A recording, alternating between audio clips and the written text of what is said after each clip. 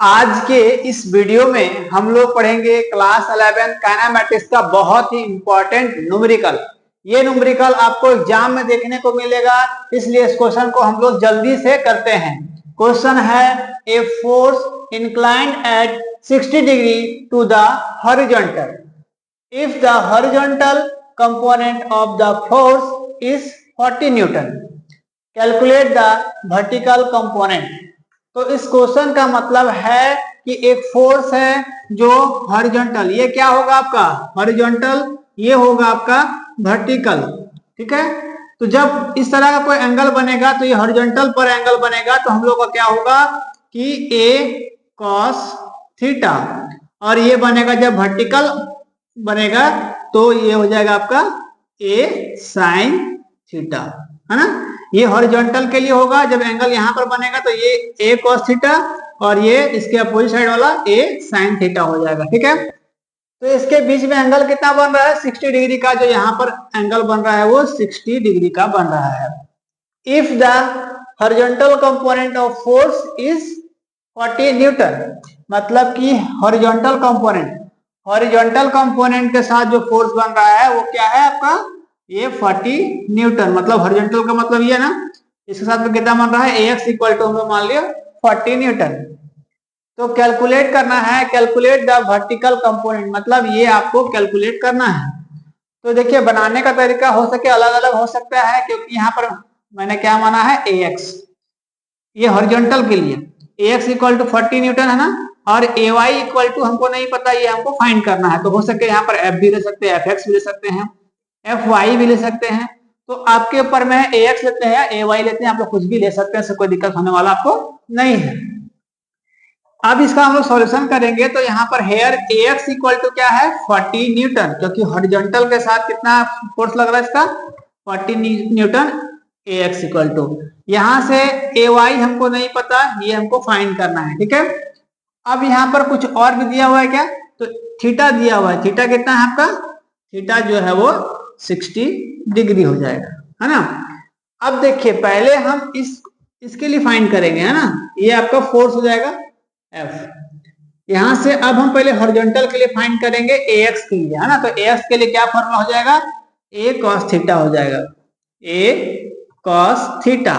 इसका मतलब क्या है, यहां से A का वैल्यू आपको पता है क्या, नहीं पता है ना, तो यहां पर से AX का वैल्यू पता है 40, तो 40 हम लोग यहां से लिख दिए A cos, अब थीटा है, थीटा के जगह पर 60 डिग्री पुट करेंगे ना, cos 60 का वैल्यू कितना होता है, तो यहां से 48 cos 60 का वैल्यू आपका हो जाएगा 1/2। तो यहां से 2 जो है आपका मल्टीप्लाई में चल जाएगा, डिवाइड में हो जाएगा। इसका मतलब A इक्वल टू क्या हो जाएगा 40 इंटू 2, इसका मतलब A इक्वल टू आपका 80 हो जाएगा, 80 न्यूटन हो जाएगा। ये AX का निकल गया आपका फोर्स, ये निकल गया आपका A, यहां से कितना निकल गया 80 न्यूटन निकल गया। ठीक है, उसी तरह से अगर हम AY का फाइंड करें, AY का फोर्स फाइंड करें, इसका मतलब क्या है AX में कितना फोर्स लग रहा है आपका 80 न्यूटन का फोर्स लग रहा है, मतलब इसका 2 गुना। तो हमको फाइंड करना होगा AY, फाइंड करना है कितना होगा।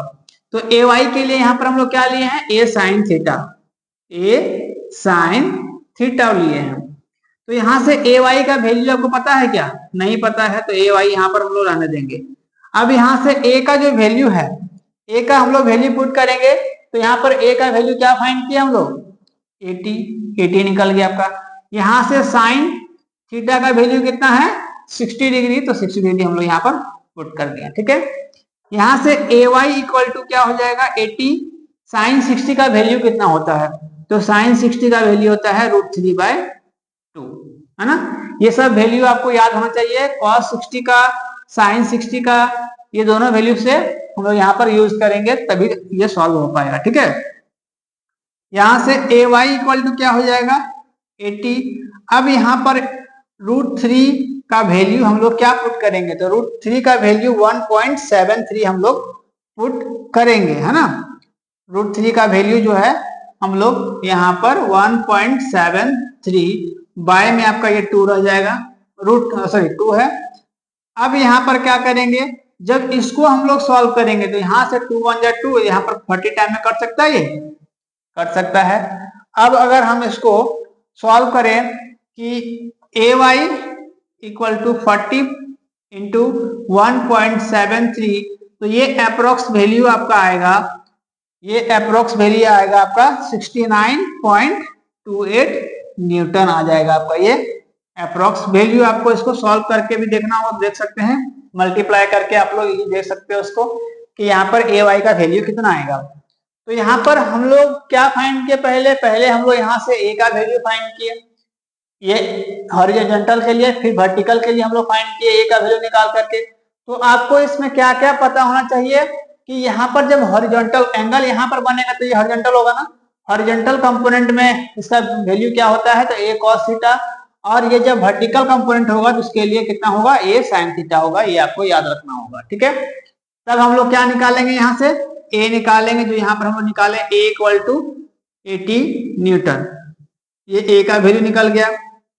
फिर इसी वैल्यू को वहां पर ए वाई भी पुट किए, तब हम लोग का सॉल्यूशन करने के बाद आंसर जो आया वो 69.28 न्यूटन आया। तो ये अप्रोक्स वैल्यू आप लोग इतना लिख सकते हो, पॉइंट के बाद चेंज होगा तो उससे कोई दिक्कत होने वाला नहीं है, ठीक है। आई होप ये आप लोगों को समझ में आया होगा। इस तरह का क्वेश्चंस मेरे चैनल पर और भी बहुत सारे सॉल्व हैं और रेगुलर आप लोगों को वीडियो देखने को मिलता है। जो बच्चे नए होंगे मेरे चैनल को सब्सक्राइब कर लोगे और शेयर करोगे ताकि जो और भी बच्चे हैं वो आसानी से जुड़ सके, अच्छे से फिजिक्स पढ़ सके, अच्छे मार्क्स आ सके। मिलते हैं अगले वीडियो में, तब तक थैंक यू, टेक केयर, जय हिंद।